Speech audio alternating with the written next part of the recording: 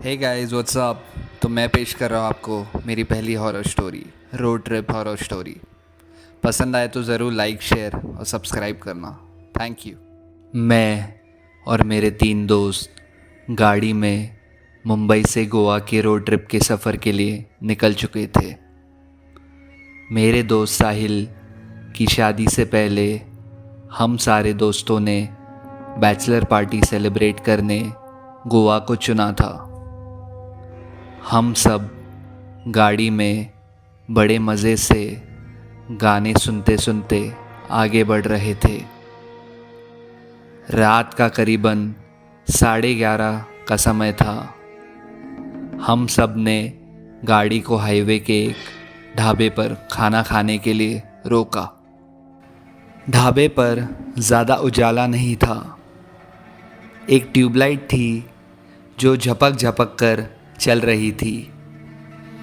ऐसा सन्नाटा छाया था कि हमें लगा कि यहाँ सालों तक कोई आया नहीं होगा।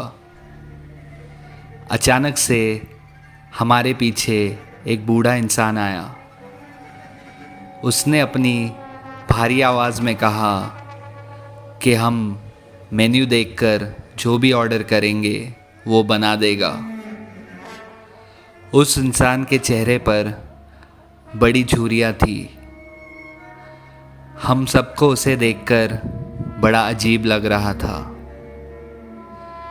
ये सब भूलकर हम सारे सामने वाली टेबल पर बैठ गए और मेन्यू देखने लगे।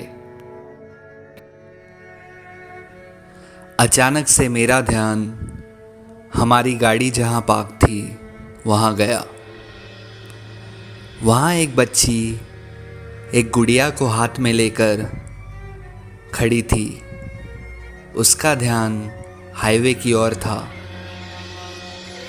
मैंने मेरे दोस्तों को खाना ऑर्डर करने कहा और मैं उस बच्ची की तरफ चलता गया।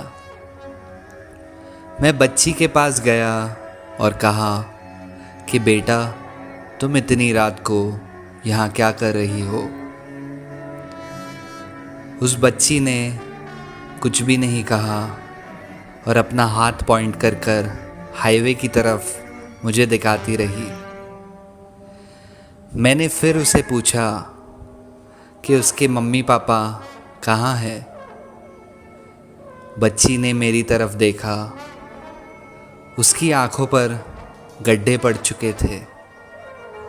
बच्ची ने कहा कि उसके मम्मी पापा उसे यहाँ अकेला छोड़कर कहीं निकल गए। वो बच्ची कहती रही कि उसने बहुत चिल्लाया, चीखा, पर मम्मी पापा ने सब कुछ अनसुना करके उसे यहाँ अकेला छोड़ दिया। मुझे उस बच्ची की बातें सुनकर बड़ा बुरा लगा। ऐसे कौन से माँ बाप होते हैं जो इतनी छोटी सी बच्ची को अकेला छोड़कर चले जाते हैं। मैंने उस बच्ची को कहा कि मेरे साथ चले, मैं उसे अपने मम्मी पापा से मिलवाऊंगा। उस बच्ची ने मना करके ये कहा कि वो यहाँ खड़े रहेगी और अपने मम्मी पापा का इंतज़ार करेगी। मैं भागकर उस बूढ़े इंसान के पास गया, सोचकर कि उसे इस बच्ची के मम्मी पापा का ज़रूर पता होगा। वो बूढ़ा इंसान वहाँ खाना बना रहा था।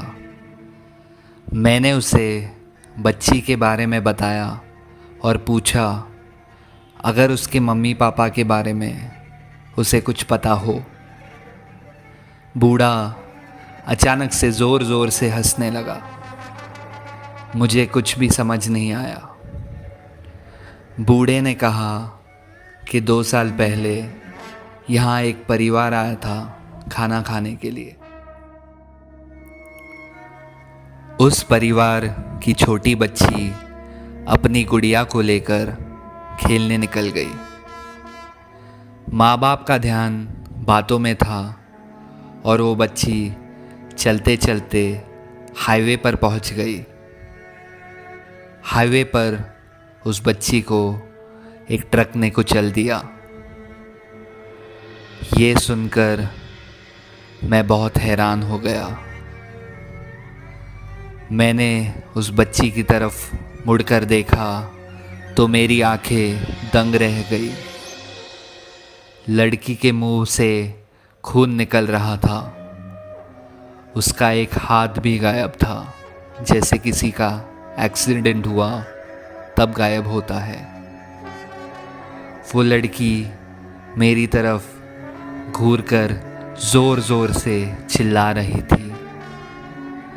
मैं उसे देखकर बहुत ही डर गया। अचानक से वो लड़की गायब हो गई।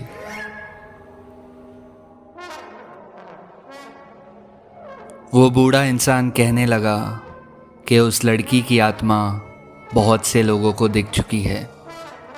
कोई नहीं जानता उस लड़की की आत्मा को कब शांति मिलेगी। मैं ये सुनकर पूरी तरह से डर चुका था। मेरे दोस्तों ने मुझे टेबल पर खाना खाने के लिए बुला दिया। उस बूढ़े इंसान ने भी मुझे कहा कि खाना वो परोसने वाला है, मुझे ये सब भूलकर खाना खा लेना चाहिए।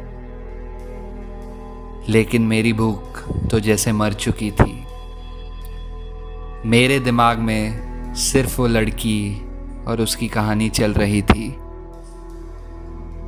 जब हम निकलने लगे उस ढाबे से, तब मैंने देखा गाड़ी के सामने कांच पर कुछ पड़ा हुआ था।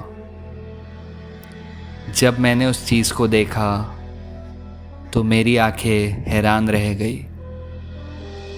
उस बच्ची की खून से लथपथ गुड़िया वहाँ पड़ी हुई थी।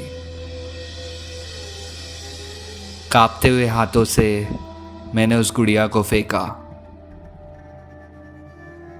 मेरे दोस्त भी उस समय बहुत डर चुके थे।